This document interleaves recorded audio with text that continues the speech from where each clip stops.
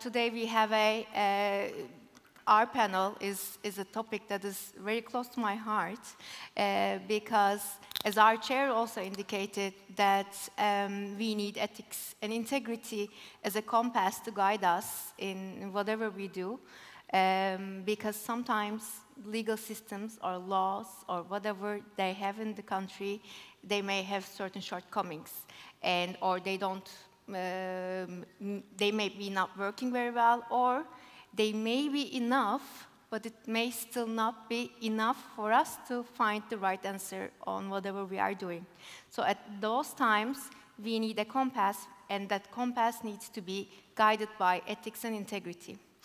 And ethics and integrity may change from people to people or organization to organization, but then again, we have certain institutions and certain people, like my kind guests here in this panel, that helps in their day-to-day work life to help shape that for everyone and every institution that they touch. Sure. So as I said, our integrity due diligence standards are very, very robust. And in fact, they don't cover just an immediate client, but also any important party in a project. That would include a co-financier, an engineering contractor, even a supplier. And in fact, we expect our clients to have vetted those counterparties before coming to us so as to avoid any unpleasant surprises. Now, broadly speaking, there are four main areas that we look at when we conduct integrity due diligence. So, starting with our client, we would look at their corporate governance and compliance standards as a whole. And we would expect them to have appropriate compliance and risk management standards and systems in place. Now, what does appropriate mean? Well, that will depend on the client and industry in which they operate. So, for example, if a client is heavily reliant on government contracts, that will represent high risk from the corruption standpoint, and we would expect them to have very robust anti-corruption, anti-bribery policies in place, very robust gifts and entertainment policy, trainings that are embedded in all of these, and a very strong tone from the top. So the second area we would look at is any involvement in criminal proceedings, investigations, lawsuits, sanctions, money laundering, terrorist financing, human rights abuses. And if there is any of that present, it doesn't necessarily mean that the project will not go through. There could be potential mitigants. For example, the lawsuit was finished without any penalties that were imposed. But overall, we will be asking a lot of questions, and the attitude of the client is very important in that context. So, if a client is very cagey, defensive, doesn't even understand why we are asking those questions, that will not be well received. Rather, a much better attitude really is to be transparent and honest with us. And what we would expect to see from the client is for them to recognize that there have been some wrongdoings in the past, they've turned a new leaf, and here are all the new things that they're doing so as to ensure that those don't happen in the future. A third area we look at is political exposure and government dealings. So we would look at whether any key executives or shareholders are politically exposed persons, meaning that they themselves or their family members have held a public office. We would also look at any political donations. So if a company has donated money to a politician, that would be a red flag for obvious conflict of interest reasons. By way of example, we recently considered a project with a company in which the mayor of a city held 20% shareholding stake through his wife, and that was a no-go. Now, 20% is obviously a large stake, and one may wonder what would make us comfortable. And obviously, it depends. But I would say it would really have to be a de minimis stake of around 1% for us to even consider engaging in that kind of transaction. And again, it's because of potential conflicts of interest. And the final area we focus on is ultimate beneficial ownership. So we would want to ascertain ultimate beneficial ownership down to 10, 5, even 1% shareholding.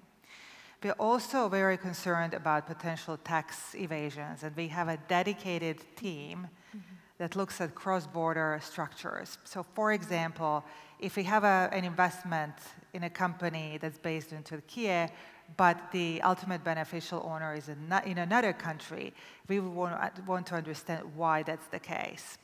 Now, if on top of that, you even have interposed jurisdictions in between, that will make us even more concerned, and we would want to understand the economic reasoning behind that structure.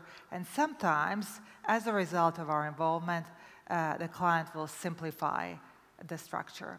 And we have a very robust so-called domiciliation policy, which is available on our website, and which talks about our approach towards third jurisdictions and cross-border structures. So I will pause there. EBRD really works to get or support these projects in the local countries and support via financing, but at the same time while improving their practices in terms of fight against corruption and compliance practices. Well, I would like to say thank you for that, first of all. And secondly, maybe to our guests, what Ms. Madir said basically is that they look at shareholdings. They look at the entities' day-to-day operations. They look at whether there are any conflicts of interest. This is all a very large landscape to look at in terms of a due diligence on an operational perspective. So there's a lot of time, effort, and energy that is put into it. And I guess that shows how these practices are serious and how they are here to stay, right? So we all need to, for whatever institution or organization that we are working for, that's a message for everyone, I guess, for us to look into ways to how to improve our organizations from these fronts, because that means if you have these functions or structures or control mechanisms, then that means that you are that transparent at that level. And transparency is key of. We see the role of the private sector very central to that. There are a lot of multi-stakeholder engagements when it comes to combating corruption, but collective action really puts the private sector at the heart of it. One element is, of course, to raise awareness of business integrity and good practices when it comes to ethics and compliance. But there's also an element of self-regulation that comes to it. So when we're looking at integrity pledges, when we're looking at sector-specific initiatives, there's really that element of self-regulation that comes into play and that complements the legal and regulatory landscape of specific jurisdictions. We also see it as a way to solve systemic issues that relate to a sector. So some initiatives, for instance, in given industries, are very much there to guide companies that are operating in a specific sector across the globe. So one example of that would be maybe one that's familiar to some of you in the extractives industry, EITI, that's really looking at leveling the playing field in this said industry. I think what's important to note is that it needs to start from trust building, so really that all stakeholders trust each other and that they're willing to work on a shared goal. And then also there's a big element of local understanding and a tailored approach. And there again, an example such as TEİD is a great one of really understanding the challenges of a said market and trying to work together with the different constituents of that initiative to advance integrity in that space. Also, what size of company? So maybe another element that's interesting for some of the small and medium enterprises in the room is that it can also be a way to fast-track your compliance journey. We hear a lot from smaller organizations that we support that it's sometimes challenging to respond to some of either the due diligence requests from bigger, larger companies, but also the multiplicity of those requests. And there are certain initiatives that are really there to help them along the journey, to prioritize, to understand what is needed. So once the awareness has been raised, that it starts from that trust-building component. So oftentimes you bring different stakeholders at a table and they don't necessarily share the same goals and the same agenda.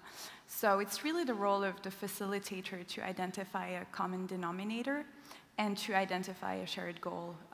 And so that takes time. Important to take into consideration specific expertise. So that's why we work with civil society organizations, we work with academia, we work with really different stakeholders that bring a slightly different take on those topics, but also very, very specific technical expertise. So I think a lot of challenges, and I'm sure, I mean, we're all facing a lot of challenges when dealing with those, but trying to, again, find those common denominators and trying to establish trust among stakeholders is really key there. It's not like EBRD takes the decision to invest in a project and then that's it, No. right? It's a lifetime. Well, during the During term turn of the investment. investment. Yeah. The monitoring is always there. Yes. Yes, nice. That's nice to know.